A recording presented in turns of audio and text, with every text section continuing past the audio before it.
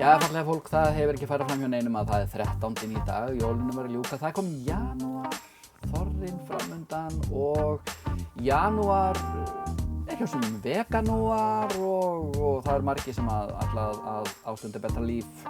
Og við ætlum aðeins að tala um það við Guðrún Arngrímsdóttir sem er mætt í sófann. Vertu hjartanlega velkomin. Takk hérlega. Tekur þú veganúar?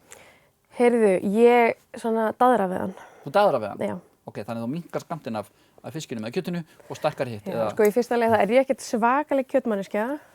Nei. En ég svona tek alltaf skorpu í að svona bæta allavega aðeins inn og ég er forvitin svona þennan vegan lífstíl. Já. Þannig að jú, að einhverju leyti. Ég fer ekki all in. Nei. Þannig að þú gætir hófs? Ég gæti hófs. Ég er voðalega meðvituð samt um þetta og finnst það áhugavert. Þannig að ég er alltaf til að pröfa. Já, ok. Sko, enda er þetta kannski líka skynsamlega leiðin? Kannski. Frekar en að þú veist að bara, frekar en sjokk-trítment? Já, ég held maður þarna með að bæta alltaf inn meira af því sem maður vill. Er það aðferð? Það er eina aðferð. Það er eins og skynsemmisaðferð að við eigum það til svolítið að hætta að gera hluti, hætta bara nammi eða hætta bara kjöt. Já, sem er svolítið sjokkfaktor. Já, mér hugnast svolítið þessi leið að skoða hverju geti bætt við. Já. Af því góða, af því sem ég vil meira af. Já, sem til skynsamlegt. Já. Ertu þú bæði að tala um mataræði eða ertu að tala um líka hreyfingu? Bara allt. Okay. Ég vil bara í öllu, hvort sem það er hreyfinga, næring eða félagsleg samskipti. Bara allt sem kemur í við að vera manneskja. Ok. Hvernig myndið þú, sko, ef ég kem til þín og nú er janúar og mér finnst ég vera hræðilega rjómafeitur eftir og sykurvoðalegur og eftir jólin og allt þetta og nú á að taka þetta í gegn. Hvað myndu setjast niður og þú myndir horfa í augunum og segja, Oddi minn? Ég myndi segja, Oddi minn, hvað þarf þú núna? Hvað þarf ég? Ok. Ég þarf að létta mig. Út af hnjánum, ég er komin á 60-aldurinn. Og þá myndi ég spyrja, ok, hvað myndi það gera fyrir þig? Að létta mig. Það myndi lengja líftíma, þú veist, væntanlega lengja líftíma minn, mögulega. Já. Ég ætla mig ekki auka lífsgæði mín vegna þess að ég héldi, þú veist, göngugetu og svo framvegis. Auka lífsgæði? Hvernig hljómar að auka lífsgæði? Þessna komið til þín. Inni. En þannig var ég svona varpa svolítið ábyrgðinni á þig, Já. að fá þig til að hugsa. Já. Hvað er það sem þú vilt? Já, ég vil ekki bera ábyrgðinni, ég vil að þú reddir þessu fyrir mig. Já, þá er ég með fréttir. Ok, það er þannig. Já. Þetta snýst allt bara ábyrgðina sem við tökum á sjálfum okkur. Og mér finnst mikilvægasta spurningin vera hvað vil ég, alveg sama í hvað flokki það er, og af hverju. Akkurat. Af hverju viltu létta þig? Veist, eða af hverju viltu fara og setja eitthvað ákveðið markmið? Er það því að allir eru að gera það? Og þið langar ekkert rosalega mikið en þetta er töff og það eru allir að gera þetta. Já. En svo gefst maður upp af því að þetta er ekki alveg úr manns eigin kjarna. Þannig að þetta af hverju er alltaf, ég þreytist ekki á því, bara lykil spurning. Já, ég skil þig. En svo þarf maður náttúrulega, sko, hlýtur maður að þurfa einhver verkfæri, einhver tóli verkfæri til að, þú veist, ég veit alveg af hverju, en mögulega vantar mig agan. Já, ok. Já, verkfæri. Já, það er náttúrulega, maður þarf náttúrulega alltaf að leita sér þekkingar og við þurfum alltaf að gera það og það er náttúrulega alltaf að leita sér þekkingar hjá þeim aðilum sem eru sérfræðingar á sínu sviði, þannig að við bara tölum svolítið almennt, bara, en til dæmis eins og þannig að ég var að nota þjáðuna svolítið svona spurningar markþjálfa og markþjálfar geta hjálpað manni að þess að skýra sína stefnu. Já. En svo það fer þá bara eftir hver stefnan er, hver verður þá kannski næsti aðili eða næsti fróðleikur sem þú myndir sækja þér. Þannig að málið er að þú veist kannski að setjast niður og hugsa málið en ekki bara kaupa sér áskottir ræktina sem þú hendir eftir mánuð eins að þú færð samvinskapið til að nota það ekki. Algjörlega, sko. Okay. En líka bara að já, hvað ætlaði ég að segja? Það var einhver kveikur hjá þér. Það var varandi það að